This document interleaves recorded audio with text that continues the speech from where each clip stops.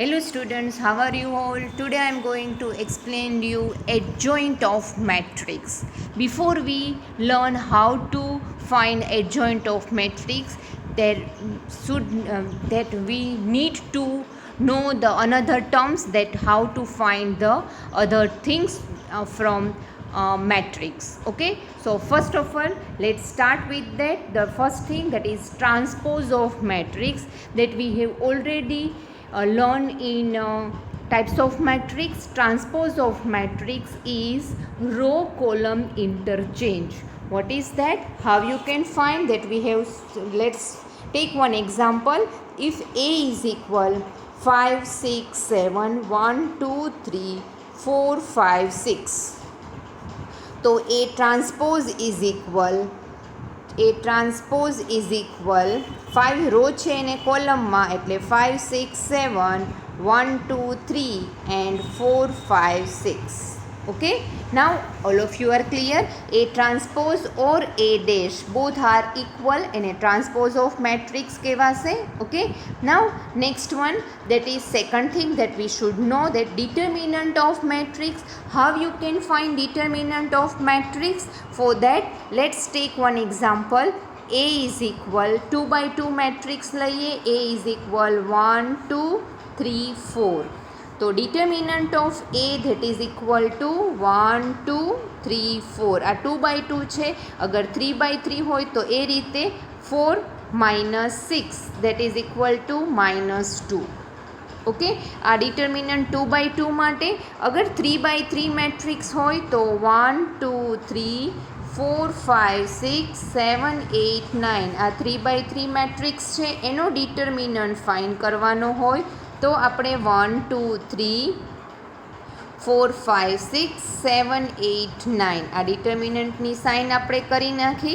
Okay, આ determinant that is equal two determinant જે રીતે આપણે એક્સપાન્ડ કરીએ છીએ એ જ રીતે 8 9 Jha 72 minus 6 8 Jha 72. Okay, sorry 5 છે અહીંયા 5માંથી મિસ્ટેક થઈ ગઈ.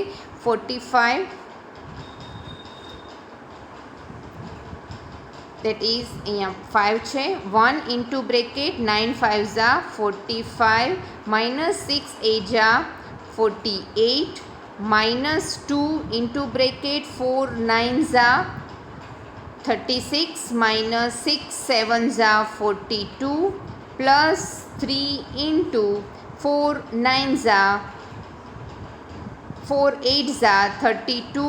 આ બે આવશે and 35. ઓકે, આનું એડિશન સબટ્રેક્શન કરો, આન્સર છે એ 0 આવશે. ઓકે, તો એ ડિટર્મિનન્ટ ઓફ મેટ્રિક્સ થયું. મેટ્રિક્સનો ડિટર્મિનન્ટ બનાવીએ અને ડિટર્મિનન્ટને જે રીતે એક્સપાન્ડ કરીએ એ રીતે આપણે ડિટર્મિનન્ટ ઓફ મેટ્રિક્સ ફાઇન્ડ કરી શકીએ. ઓકે, તો this term is determinant of matrix. And next one, first step to find out the adjoint of matrix. adjoint of matrix find કરવાના સ્ટેપ્સ છે. પહેલું સ્ટેપ માઇનોર ફાઇન્ડ કરવાનું મેટ્રિક્સનું, બીજું step એના કોફેક્ટર ફાઇન્ડ કરવાના, અને ત્રીજું સ્ટેપ છે એ એડજોઇન્ટ ઓફ મેટ્રિક્સની ફોર્મ્યુલા અપ્લાય કરવાની. ઓકે, તો first of all minor of matrix. Minor of matrix જે છે એ 2 by 2 મેટ્રિક્સનો માઇનોર જે છે એ પહેલાં આપણે જોઈએ. તો સપોઝ કે મારી પાસે A ઇઝ ઇક્વલ 5 6 7 8 છે. ઓકે, તો 5 6 7 8, તો 5નો માઇનોર થશે 8, 5ની સામેનો 8, 6નો સામેનો જે છે એ 7, પછી 7નો માઇનોર 6 અને 8નો માઇનોર છે એ 5 થશે. 2 by 2 મેટ્રિક્સ માટે ઇઝી. માઇનોર જે છે, જે ટર્મનો માઇનોર છે એની ક્રોસમાં જે હોય, ડાયાગોનલમાં જે એલિમેન્ટ છે એ એલિમેન્ટ એનો માઇનોર કહેવાય. તો 5નો માઇનોર 8, 6નો માઇનોર 7, 7નો માઇનોર 6 અને 8નો માઇનોર 5. ઓકે, 2 by 2માં તો આ વસ્તુ છે જ. ઓકે, પણ 3 by 3 હોય, 3 by 3 મેટ્રિક્સ છે 5 6 7 1 2 3 2 2 1. ઓકે, આ મેટ્રિક્સ છે. તો 5 જે છે દરેકનો ઇન્ડિવિજ્યુઅલ માઇનોર. ઓકે, તો એ માઇનોર ફાઇન કરવા માટે 2/2 માં પણ આપણે એ જ વસ્તુ કરી શકીએ. સપોઝ કે અહીંયા 1 2 3 4 છે માઇનોર, તો જેનો માઇનોર ફાઇન કરવો છે એની રો કોલમ કાઢી નાખવાની, એટલે જે બચે એ એનો માઇનોર. ઓકે, એટલે એનો 4 થશે. પછી 2ની રો કોલમ કાઢી નાખો એટલે 3 થાય, 3ની રો કોલમ કાઢી નાખો એટલે 2 થાય, અને 4ની રો કોલમ કાઢી નાખો એટલે 1 થાય. જેમ મેં સામે તરત કીધું એ રીતે. ઓકે, તો અહીંયા 5નો માઇનોર ફાઇન કરવા માટે 5નો રો કોલમ કાઢી નાખો એટલે 5નો માઇનોર જે છે એ 2 3 2 1 થશે. 6નો માઇનોર 6ની રો કોલમ કાઢી નાખો એટલે 1 2 3 1. 7નો માઇનોર 7ની રો કોલમ કાઢી નાખો એટલે 1 2 2 2. ઓકે, સેમ વેઝ 1નો માઇનોર ફાઇન કરવા માટે 1નો રો કોલમ કાઢી નાખો એટલે થશે 6 7 2 1.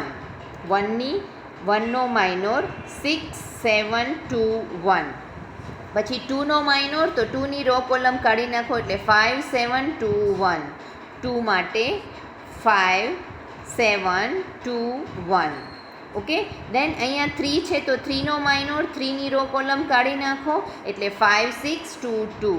આ 3 માટે 5 6 2 2.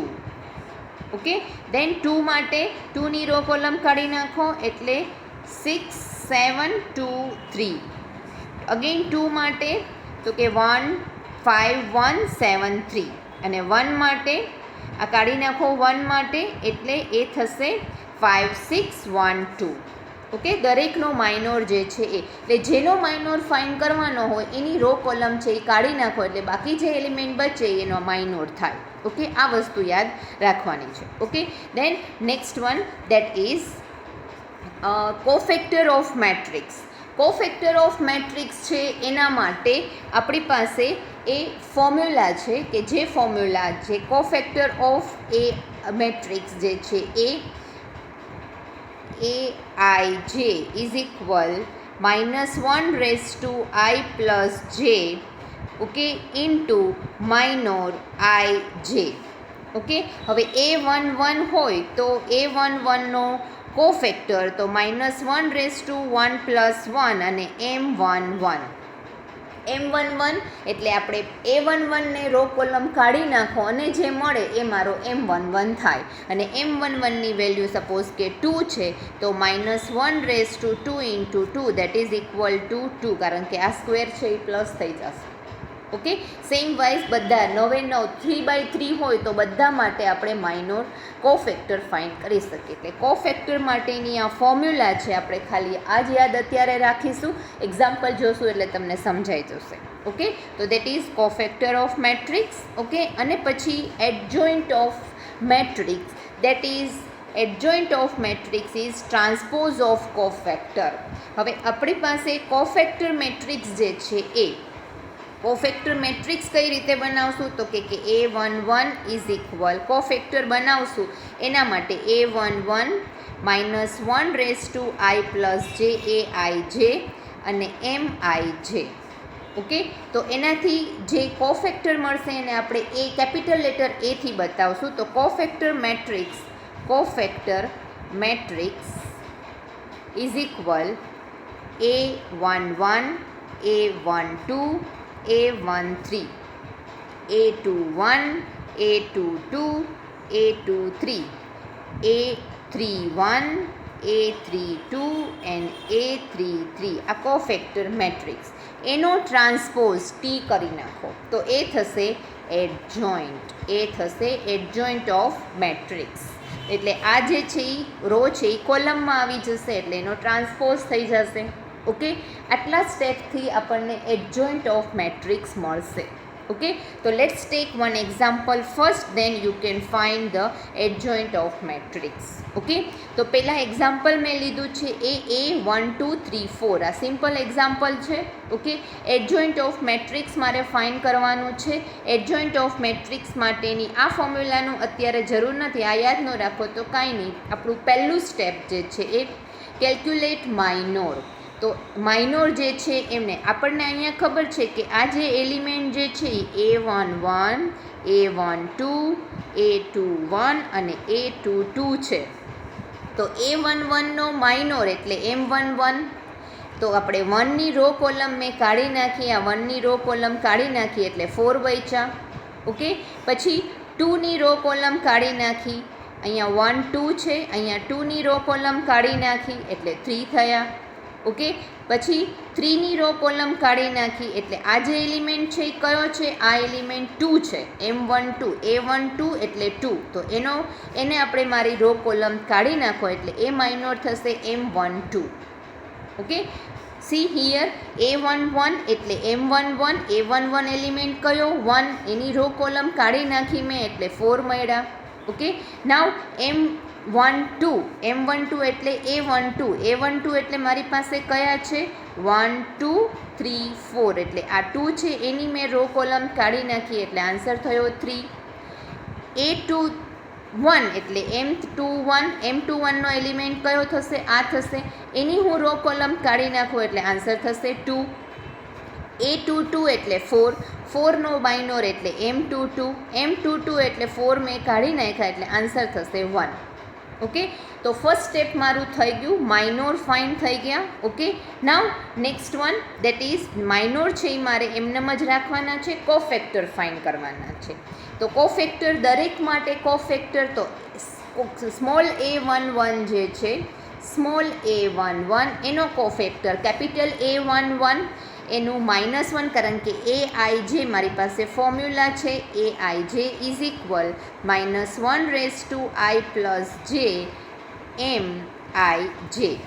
આમાં આઈની વેલ્યુ અને જેની વેલ્યુ 1 1 મૂકી એટલે A11 -1/1 + 1 M11.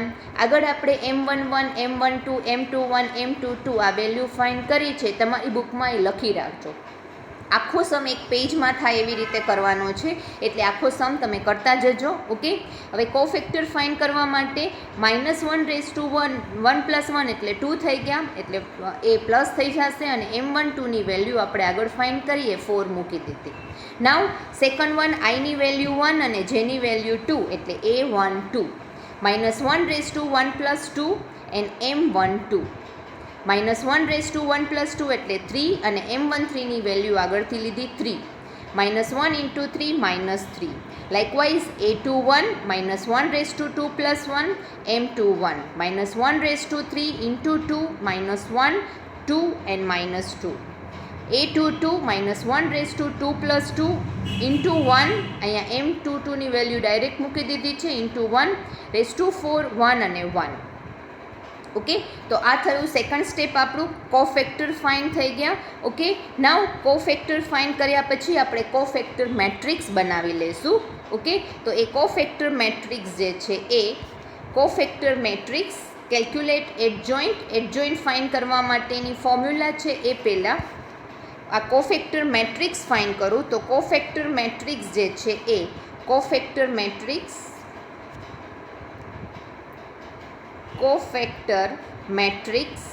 that is equal to A11, A12, A21, A22.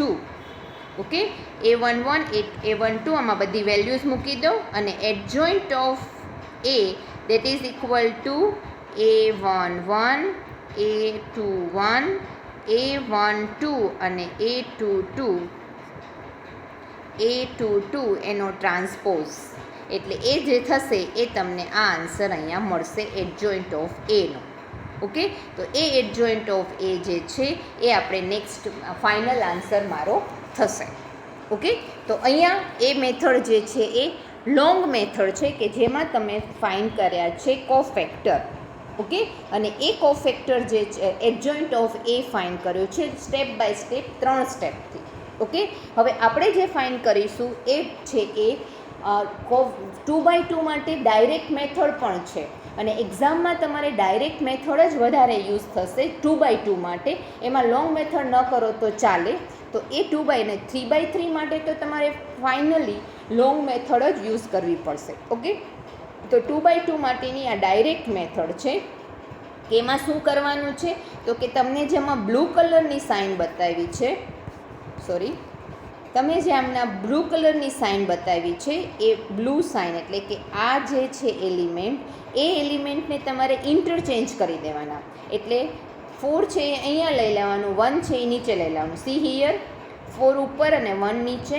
Pink કલરનું જે બતાવ્યો છે ડાયાગોનલ એ 2 અને 3નો છે. એ ડાયાગોનલમાં ખાલી સાઇન જ બેને અપ્લાય કરી દેવાનું, એટલે એ ડાયરેક્ટ એડજોઇન્ટ ઓફ એ મળી જાય. ઓકે, એડજોઇન્ટ ઓફ એ એક જ સ્ટેપમાં મળી જાય 2/2 માટે. I think this method you can prefer, તમે આ વધારે પ્રિફર કરશો, રાઈટ. ખાલી એક જે પ્રિન્સિપલ લેફ્ટ હેન્ડનો જે પહેલો ડાયાગોનલ છે એને આપણે ઇન્ટરચેન્જ કરવાનો અને રાઈટ હેન્ડનો ડાયાગોનલ છે એની સાઇન ચેન્જ કરવાની. ઓકે, એટલે ડાયરેક્ટ છે એ 2/2 મેટ્રિક્સનો એડજોઇન્ટ મળી જાય. Okay, then next one that is 3/3 મેટ્રિક્સનો એડજોઇન્ટ. એ કઈ રીતે ફાઇન થશે? ઓકે, તો પહેલાં તો મારી પાસે આ ડિટર્મિનન્ટ જે છે એમાં પહેલાં મારે એડજોઇન્ટ ઓફ એનો ડિટર્મિનન્ટ અને એનો માઇનોર, એના એલિમેન્ટ કયા છે એ મારે ફાઇન કરવાનું છે. તો આ મેટ્રિક્સ છે, આ મેટ્રિક્સની સાઇન જ છે. ઓકે, એમાં A11, A12, A12, A13 આ પહેલી રોના એલિમેન્ટ, A11 9, 2 અને 1. પછી A21 એટલે આ બીજી રો પહેલી કોલમ, A21 5. બીજી રો બીજી કોલમ -1, A23 બીજી રો ત્રીજી કોલમ 6. પછી 4 એટલે A31 ત્રીજી રો પહેલી કોલમ, 0 એટલે ત્રીજી રો બીજી કોલમ 0, અને A33 એટલે -2 એ -2. એના માઇનોર જે બધા છે એ અહીંયા નીચે મેં લખેલા છે. દરેકના માઇનોર A11નો માઇનોર M11, A12નો M12, લાઇકવાઇઝ તમે બધાના માઇનોર્સ તમે જોઈ શકો. હવે એ માઇનોર આપણે ફાઇન કરવાના છે, તો એ કઈ રીતે ફાઇન કરશું એ આપણે નેક્સ્ટ સ્લાઇડમાં જોઈએ. પહેલાં M11 મારી પાસે જે ડિટર્મિનન્ટ છે, એટલે કે જે મેટ્રિક્સ છે એ મેટ્રિક્સમાં મારે એની રો કોલમ કાઢી નાખવાની. એટલે મારી પાસે A11નો એલિમેન્ટ 9 છે, રાઈટ. તો એનો મારે આ રો કોલમ કાઢી નાખી, એટલે બાકી જે બચે છે એ મારો M11 થશે. એનું ક્રોસ મલ્ટિપ્લિકેશન આપણે જે ડિટર્મિનન્ટમાં કરતા હતા એ જ રીતે, અને આ જે આન્સર ફાઇનલ છે એ M11 છે. પછી M12 એટલે 2, A12, રાઈટ. તો એની રો કોલમ કાઢી નાખી, એટલે બચે છે 5 6 4 -2. એનું ક્રોસ મલ્ટિપ્લિકેશન એટલે -34. ધેન M13 એટલે આ 1. ઓકે, અને એની રો કોલમ કાઢી નાખી, એટલે 5 -1 4 0, એટલે M13ની મળી. ઓકે, તો આ જે થયું છે એ ખાલી પહેલી રોના માઇનોર, એટલે A11, A12, A13ના માઇનોર મળ્યા છે. લાઇકવાઇઝ આપણે બીજી રોના પણ માઇનોર અને ત્રીજી રોના 3 એલિમેન્ટના પણ માઇનોર ફાઇન કરવાના છે, જે માઇનોર જે અહીંયા છે.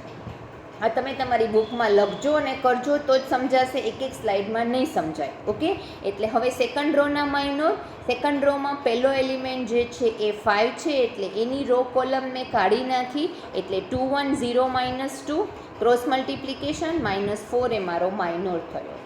બીજી રો બીજી કોલમ, એટલે આ બે માઇનસ કર્યા, એટલે 9 1 4 -2 -22. અને સેકન્ડ રો ત્રીજી વેલ્યુ એટલે 6 થઈ, એની રો કોલમ કાઢી નાખો, એટલે 9 2 4 0, એનું ક્રોસ મલ્ટિપ્લિકેશન આન્સર -8. ઓકે, તો આ થયા સેકન્ડ રોના માઇનોર. ઓકે, નાવ થર્ડ રોના માઇનોર, તો એ M31 પહેલું વેલ્યુ, એટલે એની રો કોલમ કાઢી નાખી, એટલે 2 1 -1 6. ઓકે, દેન M32 એની રો કોલમ કાઢી, અને M33 એની રો કોલમ કાઢી, એટલે ફાઇનલ જે આન્સર છે એ 13 49 and -19. ઓકે, તો આ રીતે બધા 9 એલિમેન્ટના માઇનોર મળ્યા. ઓકે, પછી નેક્સ્ટ જે થશે એ આપણે સેકન્ડ સ્ટેપ આપણું કોફેક્ટર ફાઇન કરવાનું છે.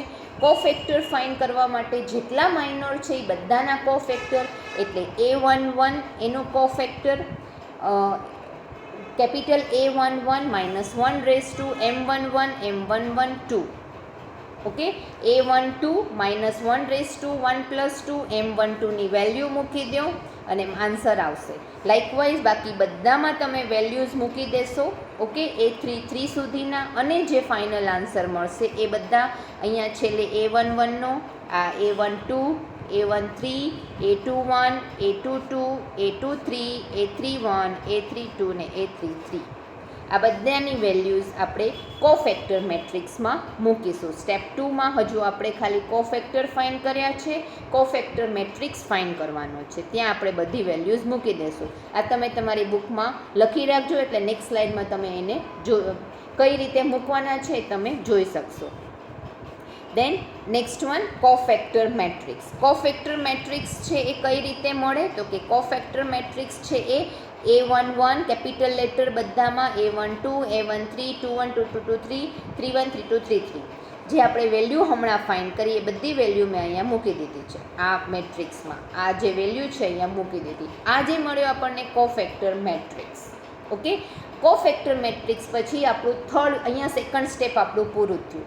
નાઉ third step adjoint of matrix find કરવાનું છે, રાઈટ. તો adjoint of matrix that is equal to transpose of cofactor matrix.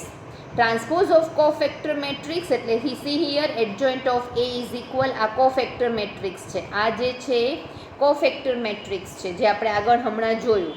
એનો ટ્રાન્સપોઝ એટલે આ જે રો છે એ કોલમમાં આવી ગઈ, હાઇલાઇટ કરેલું જ છે એમાં. સી હિયર અહીંયા બ્લુ કલરની હાઇલાઇટ કરી છે કે જે રો છે એ કોલમમાં આવી ગઈ એટલે એ ટ્રાન્સપોઝ થઈ ગયું. તો આપણે જે એક્ઝામ્પલ લીધું છે એમાં આપણી જે કોફેક્ટર મેટ્રિક્સ છે એ આગળની સ્લાઇડમાં આપણે ફાઇન્ડ કર્યો છે. આ કોફેક્ટર મેટ્રિક્સ છે, એનો ટ્રાન્સપોઝ એટલે આ જે છે એ 234, 4 એટલે આ જે કોલમ રો છે એ કોલમમાં આવી ગઈ અને બાકીની રો છે એ ઓટોમેટિક કોલમમાં આવી જશે. તો this one is the adjoint of matrix. Okay, adjoint of matrix find થઈ ગયું છે. ફાઇનલ સ્ટેપ આપણું આ જ છે એડજોઇન્ટ ઓફ મેટ્રિક્સ ફાઇન્ડ કરવાનું. Okay, I hope you all of you are understood this one. Okay, so base on this one repeatedly તમે જ્યારે પણ સમ કરો ત્યારે આ વિડીયો છે એ ઓન કરતા રહેજો અને એક એક સ્ટેપ કરતા જજો, ત્યારે જ તમને સમજાશે. અને આખું બુકમાં એક આખો સમ છે એ કેલ્ક્યુલેટ કરજો સ્ટેપ બાય સ્ટેપ, એટલે તમને સમજાઈ જશે. અને એના માટે જ મેં એક પ્રેક્ટિસ સમ અહીંયા મૂકીશું કે જે તમે પ્રેક્ટિસ કરી શકશો. Okay, so this one is the whole adjoint of matrix. Okay, practice some માટે હું તમને એક્સરસાઇઝમાં સમ્સ છે એ નેક્સ્ટ સ્લાઇડમાં આપીશ. ઓકે, તો this one is the whole about adjoint of matrix.